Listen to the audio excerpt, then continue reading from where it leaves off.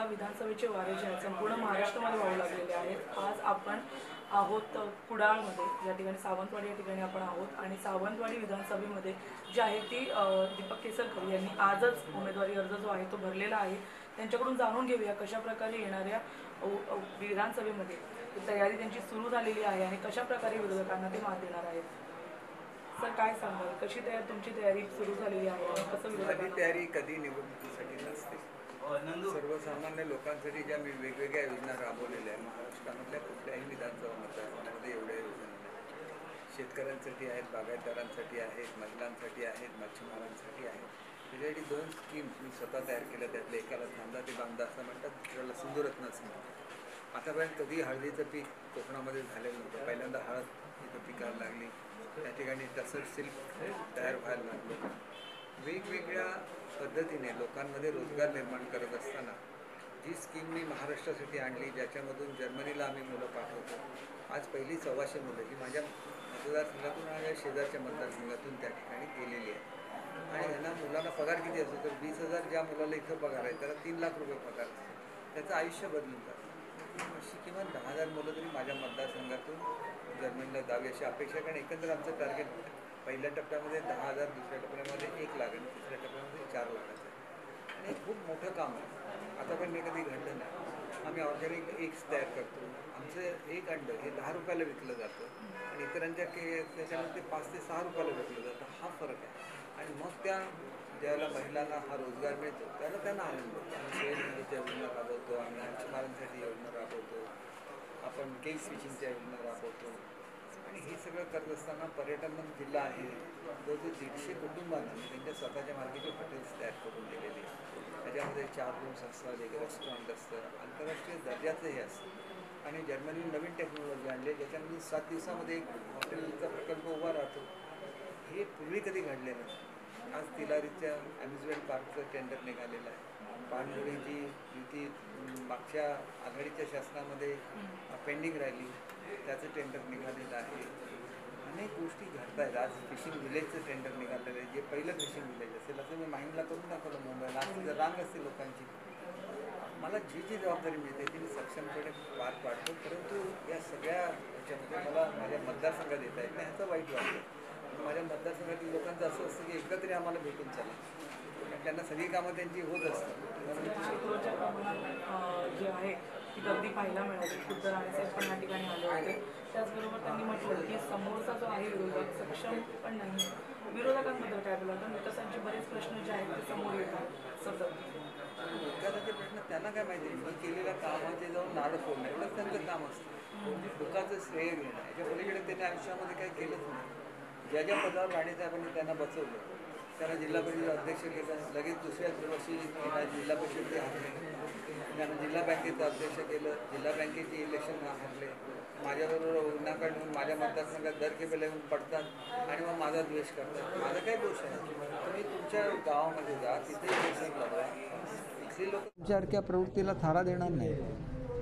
Sir आणखी एक मुद्दा तुम्ही बोलला होतात की येणाऱ्या काही दिवसांमध्येच, म्हणजे जर ही सत्ता व्यवस्थित येते तर तुम्ही एक योजना आणाल की जे दूध आहे ते देशी दूध आहे ते 65 रुपये लिटर। ऑलरेडी मी योजना त्याचे बेनिफिशरीज मंजूर केलेले आहेत आणि ह्याच्यामध्ये आपण A2 मिल्कचं निर्मिती करतो। A2 मिल्कचं तुम्हाला वैशिष्ट्य माहिती आहे की तूप जे 1,000-1,200 रुपये किलोप्रमाणे मिळतं ते 3,600 रुपये असतं A2 मिल्कचं, कारण ते औषधी तूप आहे, औषधी दूध आहे। साधारण A2 मिल्क हे शहरामध्ये 100 ते 110 रुपयांनी विकलं जातं। आपण अशा रीतीचं व्यवसाय बघितले पाहिजेत की ज्याच्यामधून लोकांचं उत्पन्न वाढेल।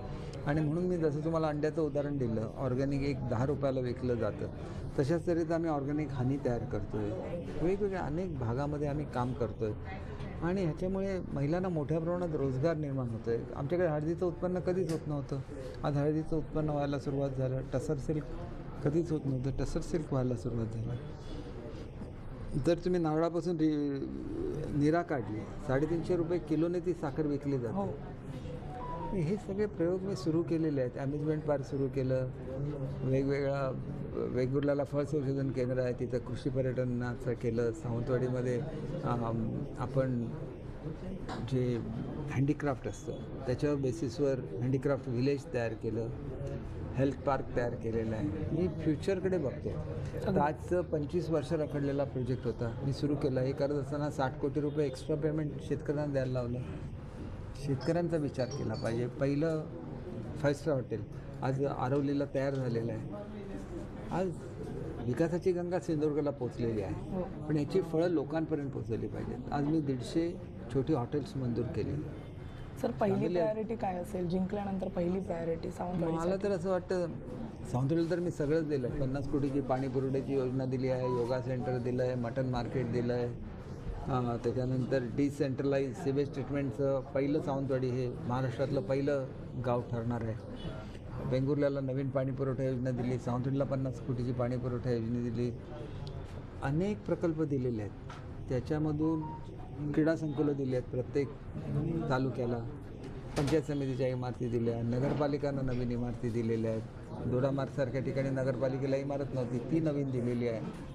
सातत्याने माझी कामं चालू असतात, पण पुढच्या काळामध्ये लोकांचा रोजगार हा पहिली प्रायोरिटीवर राहणार आहे. आणि मी हा संपूर्ण डोंगराळ भाग आहे, सगळीकडचे डोंगर फोडले आणि मी रस्ते तयार केले. आज माझ्या मतदारसंघामध्ये जवळजवळ 90% ठिकाणी डांबरी रस्ते आहेत किंवा कॉन्क्रीटचे रस्ते आहेत. ही कामगिरी करणं खूप कठीण असतं. प्रत्येक ठिकाणी स्ट्रीट लाईट्स आहेत. ग्रामीण भागामध्ये तुम्हाला स्ट्रीट लाईट दिसणार नाही. माझ्या इथं तुम्ही कुठल्या अगदी मोठ्या सभामंडपाला गेला तरी तिथं हायमास्ट लॅम्प दिसणार, स्ट्रीट लाईट दिसणार.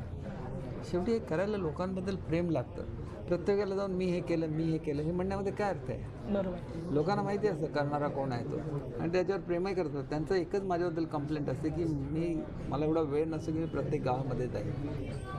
ते मी दूर करायचं असेल तर पुढच्या काळामध्ये राज्याची जबाबदारी घेता का म्हणे कोकणाची जबाबदारी घेतली पाहिजे. अनेक डिपार्टमेंट अशी आहेत की जी फक्त कोकणाशी संबंधित आहे, तर त्याला कोकणातले मंत्री पाहिजे, नाहीतर त्या डिपार्टमेंटमध्ये कधीही काम होऊ शकत नाही. वेळ नसताना पण सर इतका मोठ्या प्रमाणात विकास झालेला आहे, पण तरी कुठेतरी विरोधाची लाट जी आहे शिंदे गटामध्ये सध्या पाहायला मिळते. वनगा जे आहेत ते समाधी घेतोय, हे म्हणजे त्यांचे प्रकार सध्या सुरू झालेले आहेत. तर कुठेतरी आपण वनगाजींना ते निश्चितपणे कुठलं तरी मोठं पद देणार अशी चर्चा मी त्यांच्याकडे ऐकलेली आहे. चिंतेचं काही कारण नाही. चिंतेचं कारण नाही.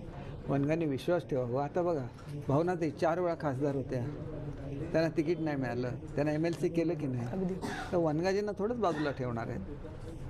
त्याच्यामुळे ते असं आहेत की ते कुठल्याही आपल्या सहकार्यावर अन्याय करत नाही, ते त्यांना न्याय देणार.